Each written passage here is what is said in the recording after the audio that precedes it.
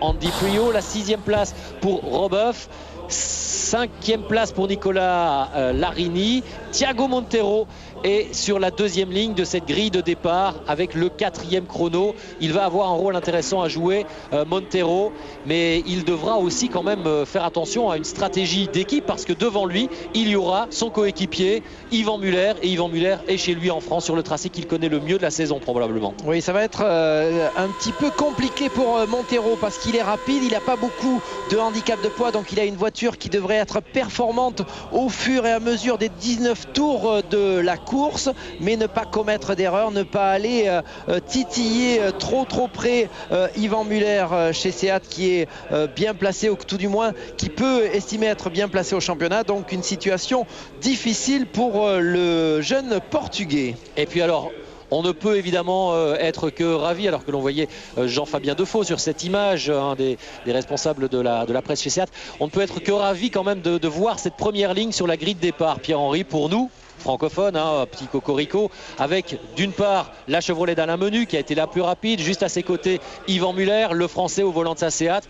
Il s'en est fallu de très peu que lui aussi soit en pôle. C'est vrai que ce sont les deux pilotes francophones des écuries officielles sur la première ligne. Ça ne pouvait pas tomber mieux pour nous ici à Pau. Effectivement, on savait un petit peu que c'était entre ces deux hommes que ça allait se jouer dès les séances d'essais libres. Dès les séances d'essais libres, à tour de rôle, Alain Menu ou Yvan Muller se chippaient là le meilleur temps. Ils ont confirmé lors de la séance de qualification, une séance de qualification de 45 minutes, de nombreuses tentatives.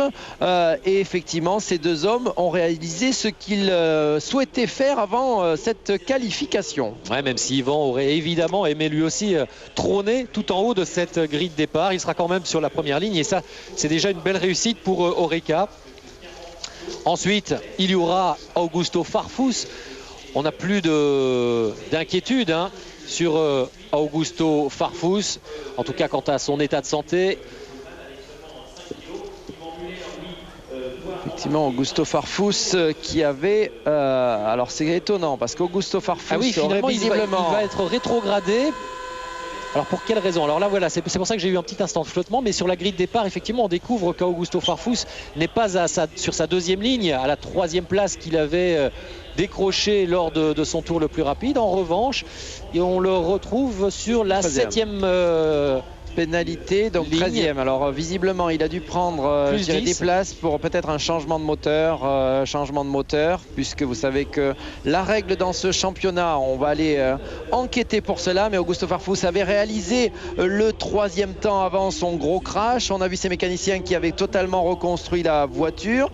On sait aussi que lorsqu'il y a un changement de moteur, les moteurs vous devez les conserver pendant 4 courses consécutives et vous ne pouvez pas les changer. Donc effectivement, soit il y a eu un problème moteur sur sa voiture, et, les mécaniciens ont peut-être changé cet élément-là, ce qui aurait valu une rétrogradation de 10 places. On enquête.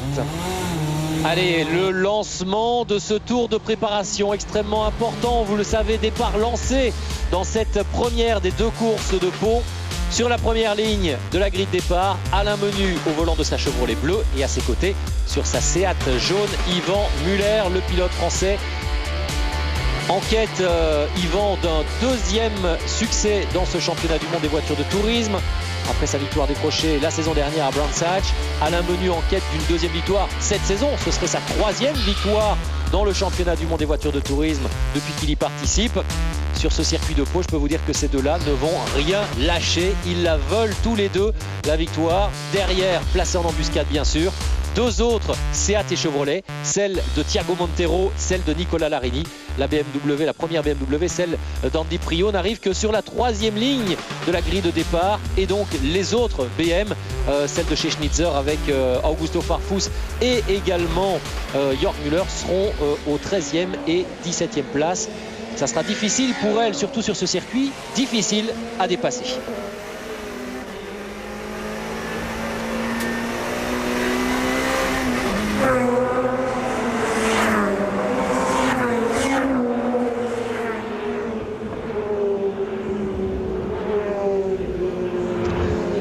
Le 7e rendez-vous du championnat du monde des voitures de tourisme, c'est sur le circuit de Pau dans des conditions idéales. Il fait beau, il fait sec, il y a énormément de monde venu assister à cette épreuve et on vous le disait, dans un instant le départ sera donné, lancé bien sûr, une procédure un petit peu complexe, difficile dans cette série. Il ne faudra surtout pas se louper, Pierre-Henri, au premier virage, celui de la gare. Oui, le premier virage et un premier tour sous haute tension. On sait que les places sont difficiles, les dépassements sont très difficiles sur ce circuit de Pau. Donc on craint les premiers virages, le virage de la gare, le virage du pont Oscar et ensuite le virage du lycée. On sait que certains team managers, à l'instar de Cathy Muller, la sœur de Yvan Muller, avaient demandé au directeur de course éventuellement de pouvoir disputer ce premier tour éventuellement sous drapeau jaune pour éviter qu'il y ait un accrochage et que chacun prenne son rythme de position. Cela a été refusé, on a fait totalement confiance aux pilotes. Regardez,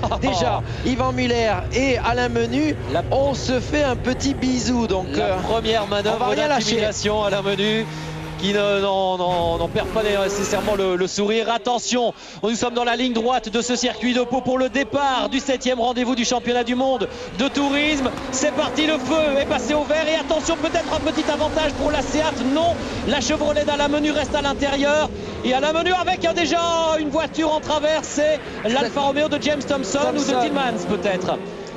Le premier virage se passe bien en tous les cas. Tillmans visiblement qui est parti en tête à queue et les autres ont pu s'échapper. Et on a évité le pire. C'est donc Alain Menu qui est en tête devant Yvan Muller. 3e place pour Thiago Montero. Les deux Chevrolet sont au coude à coude. C'est Larini qui va prendre l'avantage sur Robuff. Il a repris la trajectoire idéale. Oui, Robuff qui était là en protection pour Nicolas Larini. Nicolas Larini mieux placé. Attention, ça touche entre Nicolas Larini et Thiago Montero. Pour l'instant, ça se passe sans trop de mots. Un drapeau jaune au virage à l'épingle du lycée. Et oui, on est pratiquement à l'arrêt. Là, ça tourne tellement fort que lorsqu'il y a embouteillage, on est pratiquement à l'arrêt. Mais Alain Menu, lui, en tous les cas, et avec Yvan Muller dans son échappement, sont d'ores et déjà en train de se faire la belle. Un léger écart, oui Jacques, un léger écart entre les deux premiers et Thiago Montero en 3e position pour l'instant. On craignait les 3 premiers virages, là c'est passé sans trop de mal. Excellent départ aussi pour l'Espagnol Félix Portero qui a fait la nique à son leader naturel de chez BMW, Andy Prio. Portero est 6e, Prio 7e.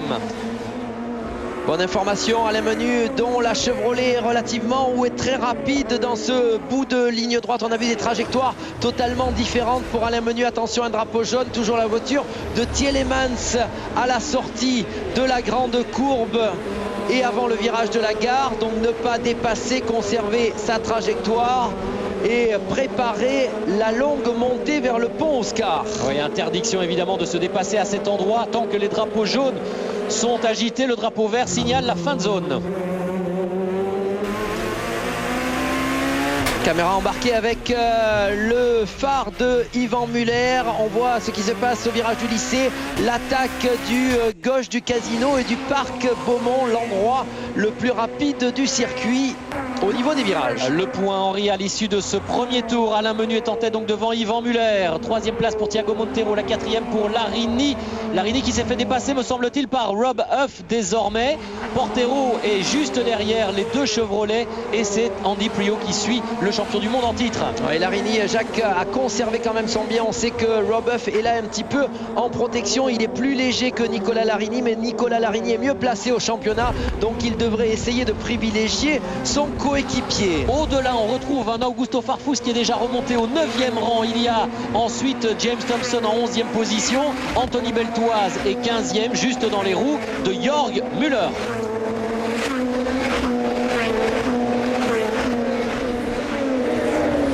Et ça défile, et ça défile. Et les tours vont s'égrener comme ça, les uns après les autres. Il y en aura 19 à parcourir sur ce circuit de Pau. Pour le moment, en tous les cas, Alain Menu et Yvan Muller confirment qu'ils sont bien les deux grandissimes favoris de cette épreuve.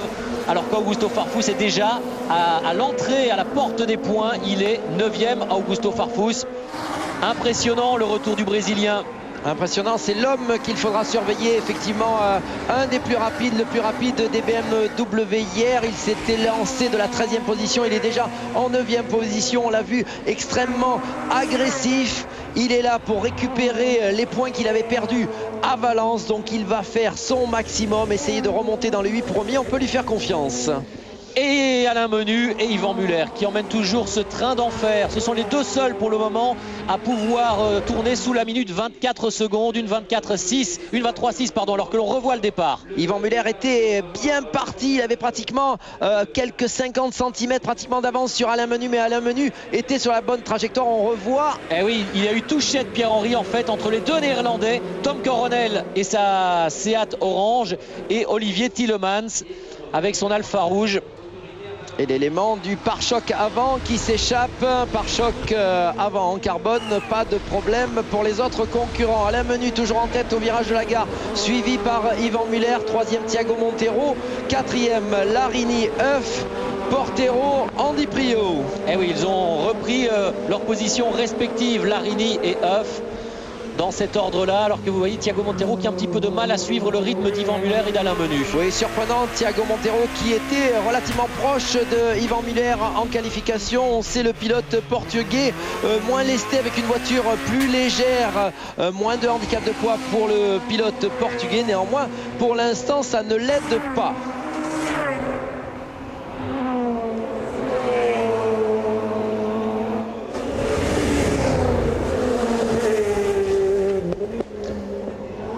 Allez, ça passe à cet endroit-là. La statue Foch. Un endroit où, on le rappelle, Augusto Farfus, qui arrive justement ici, avait eu son accident hier. Cet accident si spectaculaire, heureusement pas dramatique, mais que vous avez probablement pu voir ou revoir.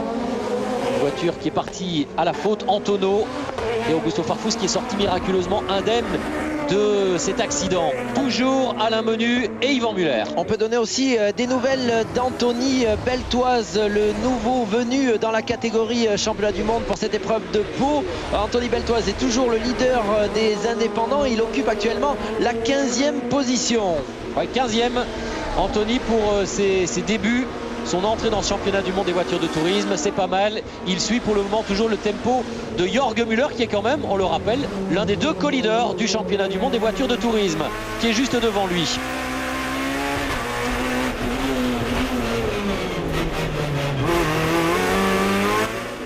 L'épingle et maintenant l'entrée dans le parc Beaumont pour Yvan Muller, toujours à la poursuite d'Alain Menu. Est-ce que Pierre-Henri, une de ces deux voitures peut dégrader ses pneumatiques plus rapidement que l'autre? Est-ce que la Chevrolet par rapport à la Seat à ce niveau-là aura un avantage ou l'inverse? On est sur deux concepts totalement identiques, deux tractions. Donc on sait que les tractions ici ont une usure de pneumatiques un peu moins importante de ce qu'elles ont d'habitude sur d'autres circuits. Donc il ne devrait pas y avoir d'avantage pour l'un ou l'autre.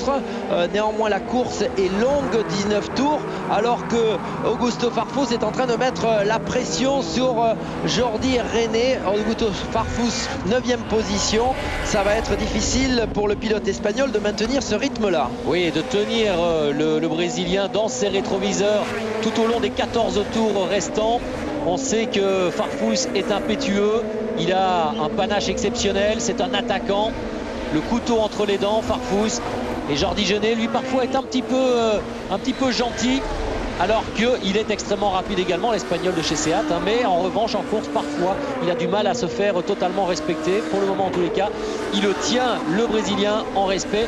Alors qu'en tête, on a toujours Alain Menu et Yvan Muller. Derrière, Coronel, Thompson, Zanardi et l'attaque de Jörg Müller. Sur Jourdain, ça ne passera pas. Il essaie de croiser, protection de Jourdain au virage du pont Oscar. Jörg Müller qui va sûrement essayer quelque chose à l'épingle. Il est sur l'extérieur, décroisé en sortie. Essayer de profiter de la motricité de sa propulsion. Ah, ce sera difficile alors qu'Anthony Beltoise a lui les stigmates d'un petit contact visiblement sur l'avant droit de sa Seat Leon. Anthony Beltoise avec les yeux rivés sur son rétroviseur. Juste derrière lui, il y a Stefano D'Aste et des éléments de carrosserie qui touchent sur les pneumatiques d'Anthony Beltoise. Un petit peu de fumée et faire attention car l'élément de carrosserie qu'il a perdu sur l'avant, vous savez qu'à cet endroit-là, on guide le refroidissement notamment des freins, des radiateurs. Donc cet air qui n'est plus canalisé devrait modifier petit à petit peut-être les températures de frein et procurer quelques inconvénients supplémentaires aux Français. Ah oui, il y aura peut-être un petit peu moins de répondants sur la pédale pour Anthony Beltoise. Il faudra surveiller ça de très près. En tête, pas de changement. Alain Menu qui creuse l'écart. 1 seconde 7 désormais d'avance sur Yvan Muller. Et puis le trou, le break est fait également derrière avec Thiago Montero, mais relégué à plus de 4 secondes et demie. Larini 4e, toujours devant Euf. Et ça se bagarre toujours entre Michel Jourdain et Jorg Müller. Et puis ici entre Anthony Beltoise et Stefano D'Aste. On revoit la tentative de Jorg Müller qui avait essayé de décroiser mais qui a été touché par Anthony Beltoise. Jorg Müller qui essayait de replonger à l'intérieur a été légèrement touché par le Français, plus de peur que de mal. Et oui, il a failli payer cher Jorg Müller, sa volonté d'attaquer à tout prix Michel Jourdain. Le duo de Chevrolet, 3 Chevrolet parmi les 5 premiers en ce moment. Vraiment un très beau comportement des voitures américaines. Très beau comportement avec Alain Menu qui a repris et qui a continué à creuser l'écart avec le Français Yves Muller. 3 dixièmes dans le tour précédent. On va voir si l'écart continue de grandir. Allez, Menu qui en termine avec son 7e tour. Et écart qui se stabilise entre le Français Yvan Muller et Alain Menu en tête de la course. En revanche, Larini et Euf sont toujours collés, roue dans roue. Je crois que Robeuf semble un petit peu plus rapide. Il faut dire qu'il n'a pas les 45 kg de poids de Nicolas Larini et qu'il décide pour le moment très sagement de jouer un jeu d'équipe visiblement parce que Larini est bien placé au championnat. Oui, mais situation un petit peu difficile effectivement. Soit il reste derrière, il protège Nicolas Larini, il lui permet de prendre des points un petit peu plus importants. Mais d'un autre côté, Robeuf avait peut-être la possibilité d'aller plus haut dans le classement, peut-être de suivre le rythme de Montero. Et on doit être un petit peu partagé quant à la stratégie à adopter du côté de chez Chevrolet. Et toujours pendant ce temps-là, Augusto Farfus calé dans les échappements de Jordi Gené, l'Espagnol. Ça c'est pour la 8e place que ça se bagarre. Et on sait qu'elle est importante, cette 8e place dans ce championnat du monde des voitures de tourisme. Elle est tout simplement synonyme de départ en pole position lors de la 2e course. Attention, Euf a décidé de passer à l'attaque visiblement de son coéquipier Nicolas Larini. Effectivement, il doit penser que le rythme de Nicolas Larini n'est pas assez rapide. On voit et il voit Thiago Montero qui s'échappe et peut-être essayer de passer. Ça serait peut-être la bonne stratégie. Laisser passer Robeuf, voir si Robeuf a la capacité d'aller chercher Montero. Et effectivement, s'il n'avait pas cette possibilité en fin de course de recéder son bien à Nicolas Larini pour lui permettre de prendre un nombre de points plus important au championnat. Ouais, l'anglais est assez proche de l'italien pour le moment. On sent une espèce de respect néanmoins et de fraternité évidemment qui veut que l'on ne s'attaque pas, mais ça démange en tous les cas Robeuf, que l'on a senti très décontracté ici dans les paddocks de Pau. Toujours classement identique pour les 9 premiers. Il y a eu un petit changement. Jorg Müller a réussi à se défaire de Jourdain. Jorg Müller occupe actuellement la 13e position. Mais ça va être difficile pour Jorg Müller. On sait que ici à Pau, il est quand même extrêmement difficile de dépasser. Les positions sont d'ailleurs un tout petit peu figées dans cette première course avec Menu et Müller à 2 secondes. Montero 3e, Larini 4e avec Euf sur le coffre pratiquement. Juste derrière Portero, Prio. Regardez les 2 Chevrolet comme elles se bagarrent. C'est joli le spectacle que nous donnent pour le moment les hommes d'Eric Neve et de Ray Mallock. Bien sûr, puisqu'on rappelle que ces Chevrolets sont préparés par la structure anglaise de Ray Mallock Limited.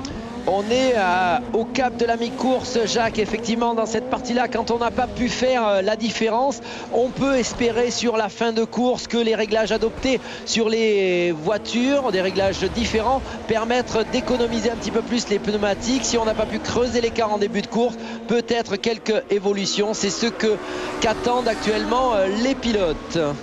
Avec toujours Menu, Muller, Montero 3e, Larini, Euf, roue dans roue. Et puis derrière les 2 BM également, celle de Portero et de Prio. Là aussi, pas dit qu'il n'y aura pas peut-être un petit jeu d'équipe. La montée, l'épingle du lycée et on rentre dans le parc Beaumont, lieu mythique où il faut un gros cœur de ce circuit de Pau qui accueille la 7e étape du circuit championnat du monde des voitures de tourisme. Et toujours en tête Alain Menu, le Suisse pour le moment, qui est incroyable et qui est en train petit à petit de reléguer Yvan Muller à plus de 2 secondes désormais.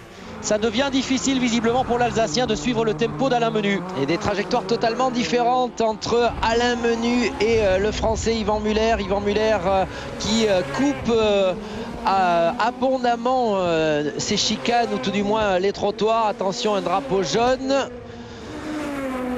Peut-être une voiture signalée. En difficulté, on n'a pas vu en tous les cas. Et Alain Menu qui boucle son 10e tour.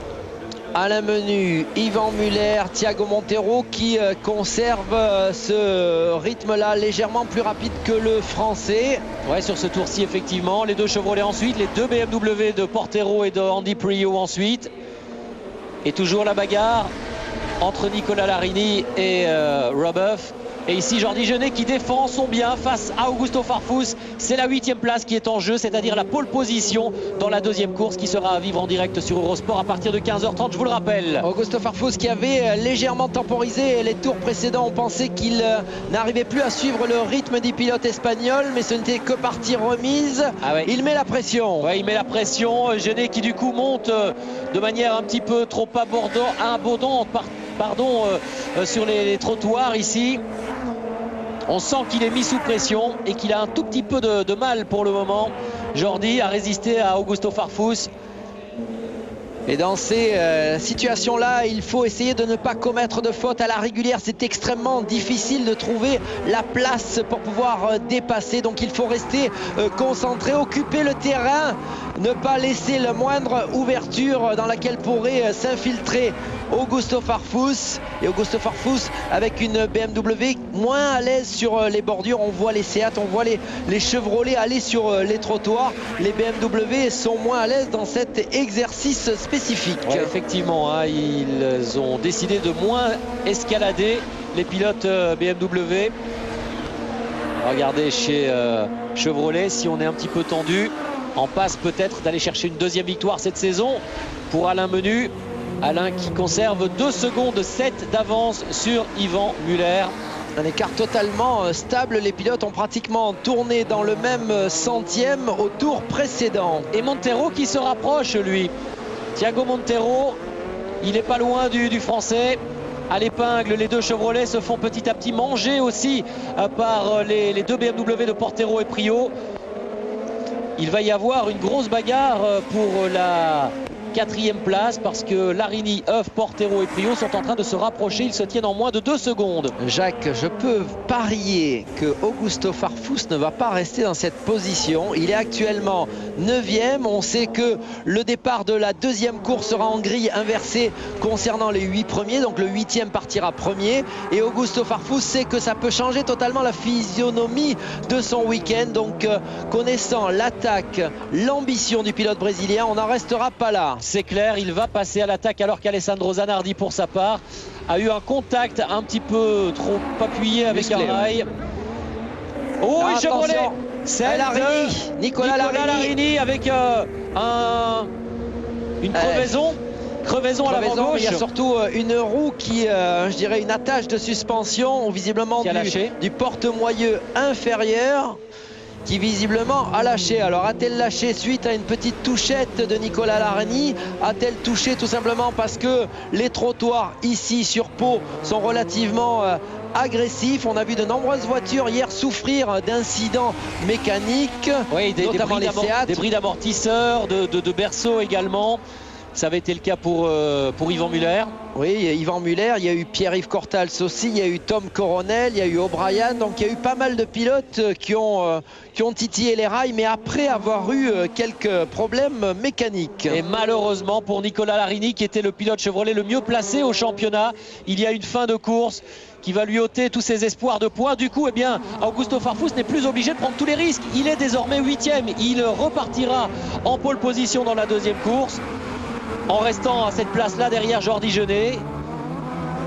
Augusto Farfus, effectivement, qui n'est plus obligé de faire une attaque suicidaire sur Jordi Reynet pour s'emparer de cette 8e position. Il est d'ores et déjà renseigné par son stand. Bien entendu, s'il a la possibilité maintenant d'accrocher la 7e place, il le fera pour récupérer un point supplémentaire, mais sûrement pas de prise de risque démesurée. Attention aussi, hein, cette alerte du côté de chez Chevrolet doit davantage encore stresser tous les responsables de l'équipe et les pilotes également. Est-ce que tous les éléments mécaniques vont tenir jusqu'au bout de ces 19 tours? Il en reste encore 5, alors que l'on a vu qu'il y avait eu une petite déficience sur la voiture de Nicolas Larini. Oui, il faut de la réussite. On se rappelle de la victoire d'Alain Menu à Zandvoort, une victoire claire, nette et sans appel à la rapidité. Et on avait vu aussi que son coéquipier chez Chevrolet avait été victime, lui, d'un bris d'attache de direction, de crémaillère de direction.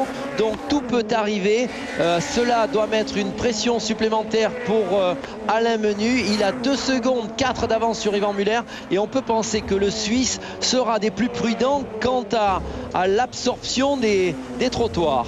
Vous avez vu quand même dans cette grande courbe du parc Beaumont également, un petit coup de frein pour Félix Portero, absolument rien sur la voiture d'Andy Priaulx. Le Britannique pourrait être plus rapide, mais il est bloqué pour le moment par l'Espagnol. On sent effectivement un Andy Priaulx qui est pourtant avec pas mal de poids, ici 55 kg, donc c'est celui qui est le plus chargé avec Jörg Müller qui réalise une très belle course. Il est plus rapide que Portero, à même de porter une attaque.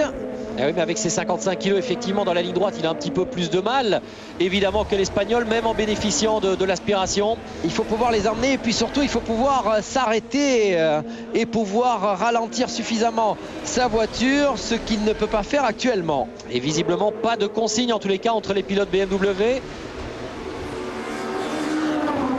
Il faut dire que l'équipe de BMW Italie-Espagne jusqu'à présent n'a pas été vernie en ce début de championnat et que dès lors, pour une fois que Portero est plutôt aux avant-postes, eh bien, on a envie du côté du team de Ravaglia de le laisser faire. Alain Menu, bien parti, extrêmement bien parti sur ce circuit de Pau. Il compte 2 secondes et demie, un petit peu plus maintenant. Il a encore creusé l'écart dans ce tour sur Yvan Muller. 2e, 3e place pour Thiago Montero. Voilà les 2 leaders. Alors que malheureusement Gabriele Tarquini qui se bagarrait avec une crevaison à l'avant gauche pour Gabriele Tarquini. Et il se bagarrait lui dans le ventre mou du classement. Ce sera un nouveau week-end de noir pour Gabriele. C'était le pilote Seat le mieux placé à l'issue du week-end de Zandvoort.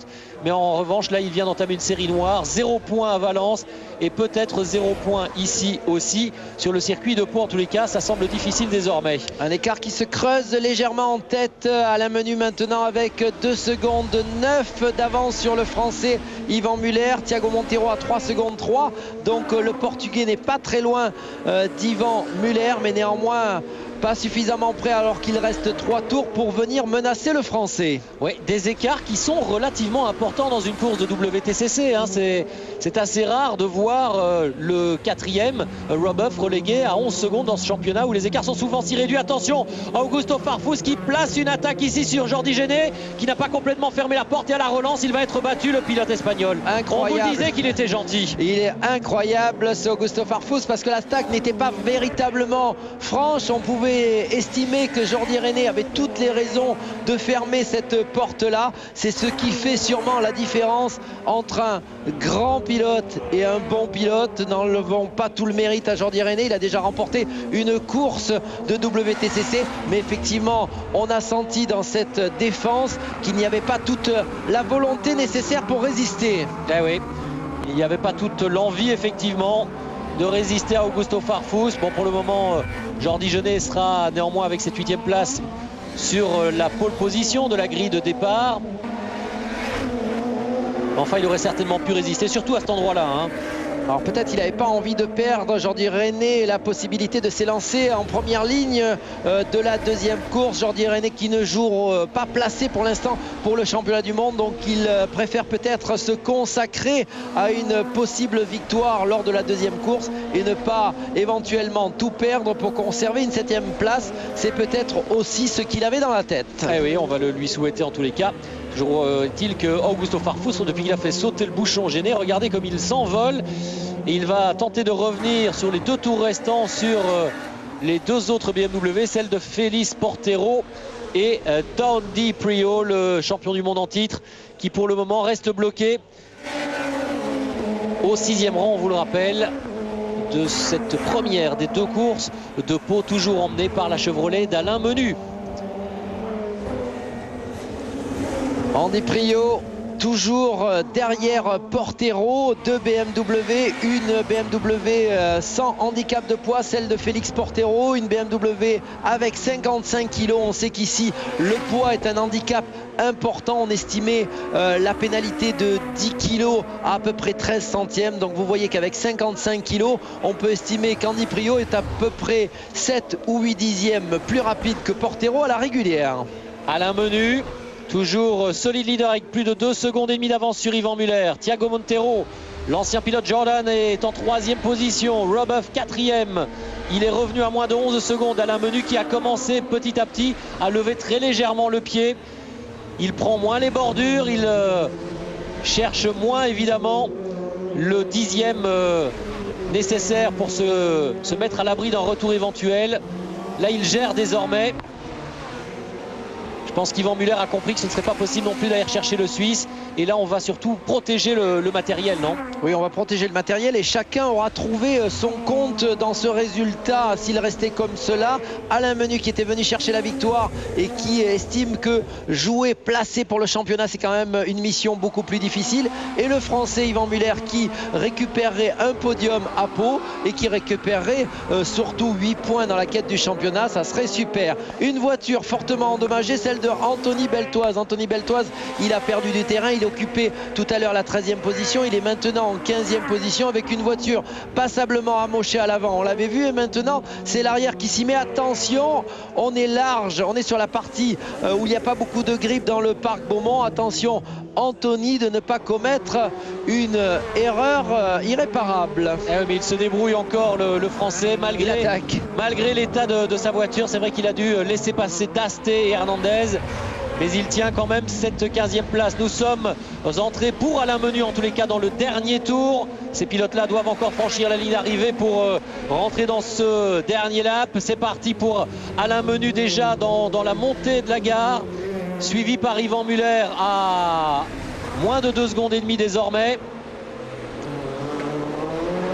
Thiago Montero avec les positions qui se resserrent en cette fin de course. Ça se resserre et surtout ne pas se déconcentrer effectivement quand vous avez des écarts relativement importants où vous n'êtes pas directement menacé. La menace peut venir de vous-même.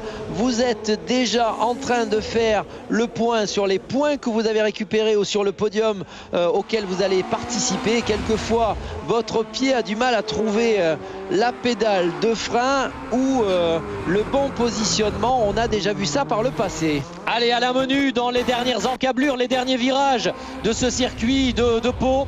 La descente vers la ligne droite de la gare. Et Alain Menu qui va aller remporter sa 2e victoire de la saison.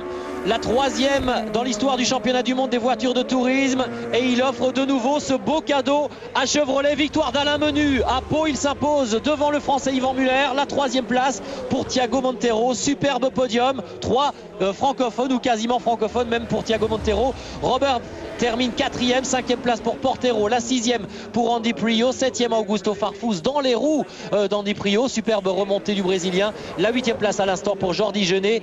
Tom Coronel termine 9e, juste devant James Thompson et derrière Thompson, la 11e place pour Jörg Müller. Suivent ensuite Jourdain, Dasté, Hernandez et Anthony Beltoise qui termine finalement à la 15e place. Malgré tous les bobos, les stigmates. On leur a fait souffrir pendant cette première course. On n'aime généralement pas qu'il y ait de nouveaux pilotes qui viennent dans ce championnat et chacun essaye d'affirmer sa maturité, sa position. Et le Français Anthony Beltoise en aura découvert l'âpreté. Magistrale victoire d'Alain Menu à 43 ans, on vous le disait. Il est plus vert que probablement tous les jeunes. Il voulait cette victoire aujourd'hui à tout prix. Et sur ce tracé où il est particulièrement à l'aise, il remporte un très très beau succès devant Yvan Muller et Thiago Montero. En juin sur Eurosport 2. En volleyball, les 16 meilleures nations s'affrontent dans la Ligue mondiale et le gratin européen joue la Ligue européenne. En Champions World Series, les adversaires de Sébastien Bourdet sont en embuscade à Portland et Cleveland. 3e édition du Challenge Pro de Beach Rugby à Sainte-Maxime. Au menu, des actions spectaculaires et un jour. Nous allons vous poser 2 questions sur le...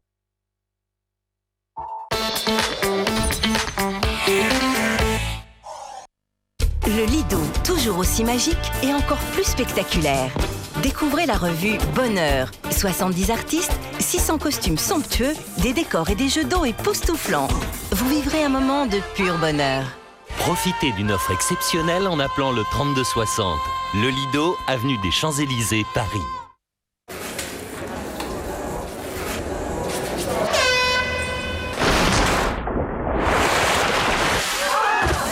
Extreme 3 lames Wilkinson, 2 plaquettes lubrifiantes, totalement flexibles. La performance d'un 3 lames sans effort. Extreme 3, le jetable par Wilkinson. Affiche un mobile 100% foot. Télécharge les logos de tes joueurs préférés sur ton portable. Envoie L1 au 8 16 17. L1 au 8 16 17. Vous avez gagné 10 000, 5 000, 500 € ou un logo. Pour découvrir votre cadeau, envoyez euro au 71 007. À tous les coups, on gagne euro au 71 007.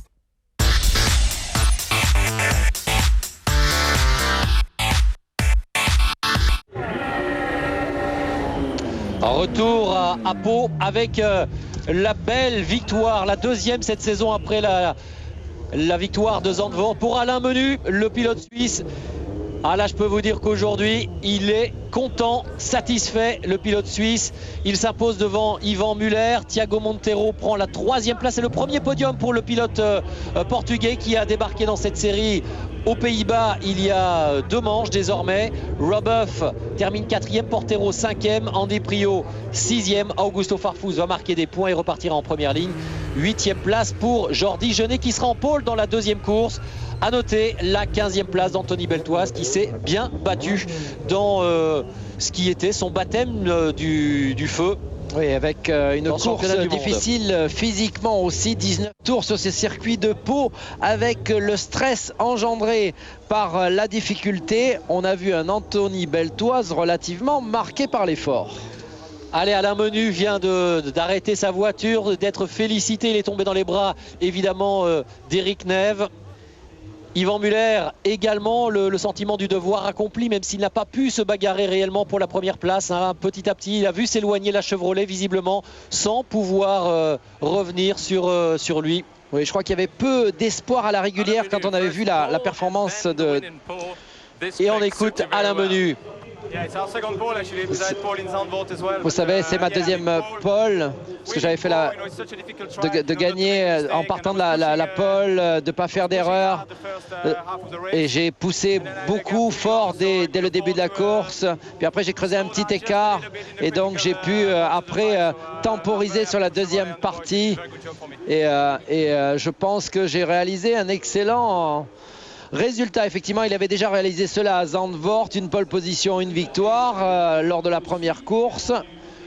Alors regardez les images de joie d'Alain Menu. Je peux vous dire que pour le moment, il y a Maxime aussi. C'est le fils d'Alain Menu qui rêve peut-être également de se lancer dans une carrière comme son papa, qui doit être content. Éric Neve, évidemment, est ravi, le team manager sportif de Chevrolet.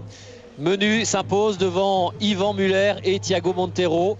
Étonnant quand même de voir les BMW relégués au 5e rang seulement, hein, 5e, 6e et 7e. Alors on avait des BMW effectivement, celle de Portero qui est légère mais avec un Portero qui est un peu moins incisif que les autres pilotes. On avait un Andy Prio qui était pas mal, un petit peu ralenti par Portero mais qui avait 55 kg de handicap de poids. Et on avait un Augusto Farfus rapide mais qui partait de loin, il partait de la 13e position. On peut passer lors de la 2e course, lorsqu'il s'élancera en première ligne, qu'il sera à même de tenir le rythme des ses concurrents que sont Menu, Muller et consorts. C'est Stefano D'Aste pour la petite histoire qui aura remporté la victoire dans le trophée des indépendants. Regardez le classement réactualisé du championnat du monde et Andy Priaulx prend le pouvoir. Seul 3 points d'avance désormais sur son coéquipier de chez BMW, Jörg Müller, qui ne termine pas dans les points aujourd'hui. Farfus est à 4 longueurs et puis juste derrière Nicolas Larini, 4e à égalité parfaite de points avec Yvan Muller. Yvan Muller qui devient la première force SEAT aujourd'hui, 4e de ce championnat avec 25 points. Il n'est qu'à 9 unités. On le rappelle d'Andy Priaulx, rien n'est fait. On en est au tout début du championnat. Et on revoit quelques-unes des belles images de cette première course sur ce circuit de Pau.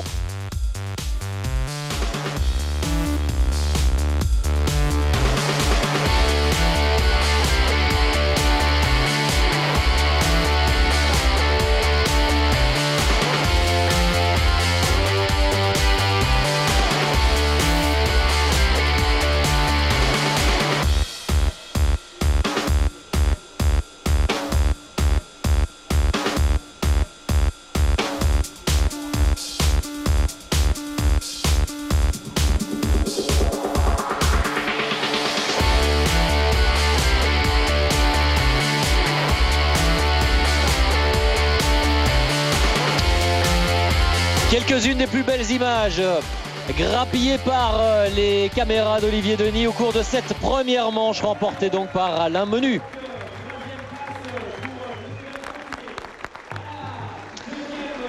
Et le premier podium pour Thiago Monteiro, le Portugais. Il est content, Pierre-Henri, de décrocher ce podium, surtout ici à Pau. Yvan Muller également, avec tous ses supporters qui sont venus très nombreux sur ce tracé palois. Et toujours une plus grande satisfaction lorsque l'on arrive à réaliser cela sur un circuit en ville. Et Alain Menu acclamé lui aussi comme il se doit. Je vous le disais, c'est un podium quasiment 100% francophone, Pierre-Henri. Ça aussi, c'est quelque chose de très sympa ici à Pau. On a toujours ce regain de motivation lorsqu'on a l'impression de jouer en territoire acquis et conquis à sa cause.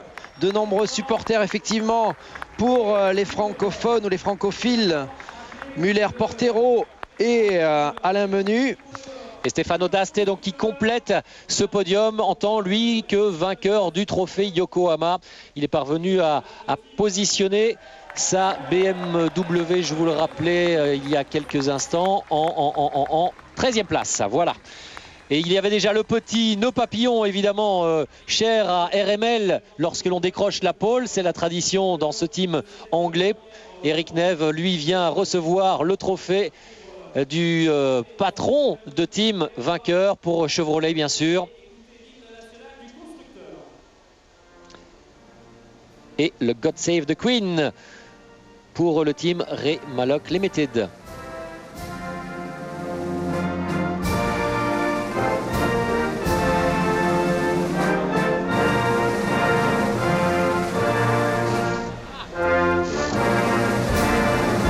Voilà pour l'hymne constructeur et en l'honneur du vainqueur de cette première manche, le Suisse Alain Menu, l'hymne national suisse. Et l'hymne suisse maintenant pour Alain Menu, bien sûr, le pilote de Genève.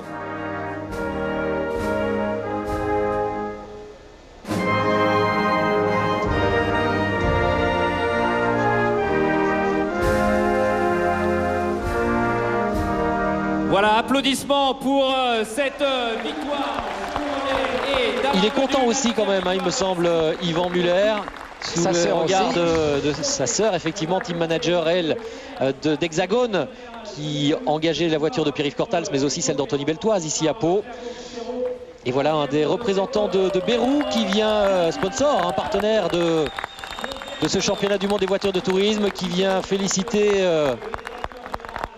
Thiago Monteiro, le Portugais, 3e. C'est important pour lui aussi, hein, ce premier podium. C'est important, il avait fait une excellente entrée en matière à Zandvoort avec une 4e place, me semble-t-il. Un week-end un petit peu transparent, au moins en vue à Valence. Et là, sur un circuit difficile, un podium, rien de mieux pour augmenter la confiance. La patrouille de France également pour célébrer la victoire d'Alain Menu et cette très belle course, ce très bel événement de Pau que nous avons vécu en votre compagnie. On se retrouvera bien sûr tout à l'heure à partir de 15h pour revivre peut-être les meilleurs moments d'abord de cette course, puis à 15h30 pour vivre en direct sur l'antenne d'Eurosport la deuxième course de la journée. Ça va encore être très très chaud puisque l'on partira en grille inversée pour les 8 premiers. Et puis avant cela, on se sera retrouvé aussi sur l'antenne d'Eurosport 2 pour vivre la course d'International Formula Master. À tout à l'heure. Merci Pierre-Henri. À tout à l'heure.